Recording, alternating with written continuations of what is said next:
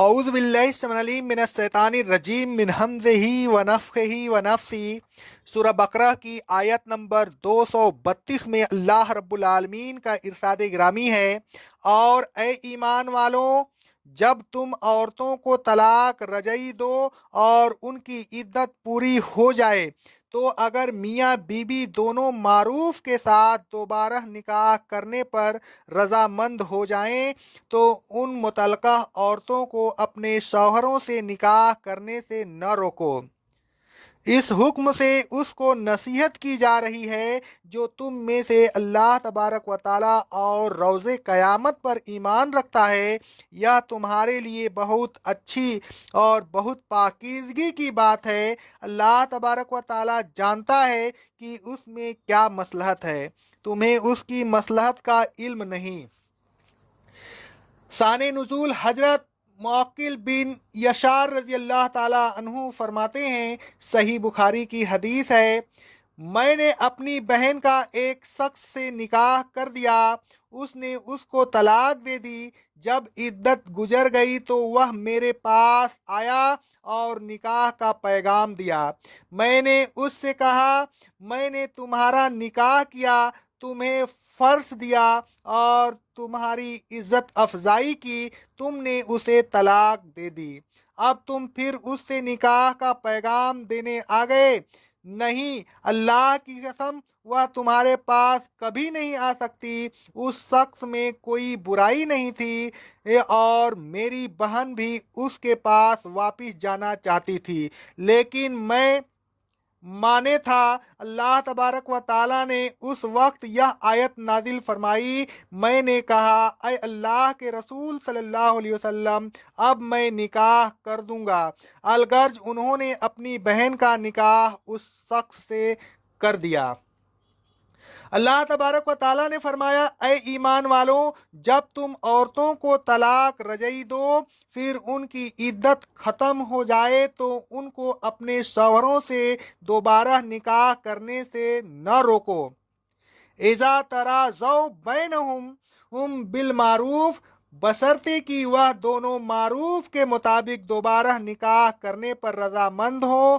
ذالک یوعظ بہ من کان منکم یؤمن باللہ والیوم الآخر، اس حکم کے ذریعہ اس شخص کو نصیحت کی جا رہی ہے جو اللہ تبارک و تعالیٰ اور قیامت کے دن پر ایمان رکھتا ہے۔ جو شخص اللہ تبارک و تعالیٰ اور قیامت کے دن پر ایمان رکھتا ہے وہ ضرور اس حکم کو مان لے گا اور نصیحت کو قبول کر لے گا، کیونکہ ایمان من اللہ اور ایمان بالقیامت اس کے دل میں ڈر پیدا کرے گا، اور ڈر کی وجہ سے وہ کبھی اللہ تبارک و تعالیٰ کی نافرمانی نہیں کرے گا۔ البتہ وہ شخص نصیحت حاصل نہیں کر سکتا جو اللہ تبارک و تعالیٰ اور قیامت کے دن پر ایمان نہیں رکھتا، یا ایمان رکھتا ہے تو برائے نام۔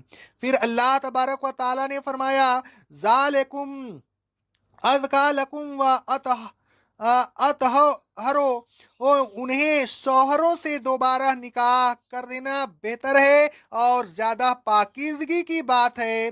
رہی یہ بات کہ اس میں کیا بہتری ہے اور کیا پاکیزگی ہے، تو اس سلسلہ میں اللہ تبارک و تعالیٰ نے فرمایا، واللہ یعلم وانتم لا تعلمون، اللہ تبارک و تعالیٰ جانتا ہے تم نہیں جانتے، کیونکہ اللہ تبارک و تعالیٰ نے ہمارے جاننے کی نفی کر دی، لہذا ہمیں اس کی مصلحتوں اور پاکیزگیوں پر تفکر و تدبیر کرنے کی ضرورت نہیں، اور اگر ہم تفرقہ و تدبیر کریں تو بھی ان مصلحتوں اور پاکیزگیوں کو نہیں جان سکتے۔ اس آیت میں اللہ تبارک و تعالیٰ نے عدت گزرنے کے بعد متعلقہ عورتوں سے دوبارہ نکاح کرنے کی اجازت دی۔ یہ اجازت 3 طلاق کے بعد تو ہو نہیں سکتے، اس لیے 3 طلاق کے بعد جب تک کسی دوسرے سے نکاح نہ ہو اور وہ طلاق نہ دے دے، پہلے شوہر سے نکاح نہیں ہو سکتا۔ لہذا اس آیت میں وہ متعلقہ عورت مراد ہے جس کو 1 طلاق دی گئی ہو یا 2 طلاقیں دی گئی ہوں۔ اگر ایسی متعلقہ عورت کی عدت گزر جائے تو रुजू नहीं हो सकता, इसलिए कि रुजू का हक इद्दत की मुद्दत के अंदर है, जैसा कि इरशाद बारी है। अल्लाह तबारक व ताला फरमाता है सूरह बकरा की आयत नंबर 228 में, शौहर इद्दत के ज़माना में अपनी मुतल्लका बीबियों को लौटाने के ज़्यादा हकदार हैं। अगर तलाक रजई के बाद इद्दत की मुद्दत गुजर जाए तो वह दोबारा निकाह होगा, और यही उस आयत का मफहूम है। इस आयत में अल्लाह तबारक व ताला ने औरतों के दिलों को हुक्म दिया कि वह तलाक रजई के बाद इद्दत गुजर जाने की सूरत में मुतल्लका औरतों को अपने शौहरों से दोबारा निकाह करने से न रोकें। ऐ लोगों, जो औरतें आपकी विलायत में हैं, अगर उन्हें तलाक रजई दे दी जाए और इद्दत की मुद्दत गुजर जाए, फिर अगर वह अपने शौहरों से दोबारा निकाह करना चाहें तो उन्हें निकाह करने से न रोकिए। अल्लाह तबारक व ताला और यौम आखिरत पर ईमान रखने का तकादा यही है कि उस तकादे को पूरा करके सही मानों में मोमिन बनिए। अक़ौलु क़ौली हाज़ा अस्तग़फ़िरुल्लाह अस्तग़फ़िरुल्लाह अस्तग़फ़िरुल्लाह।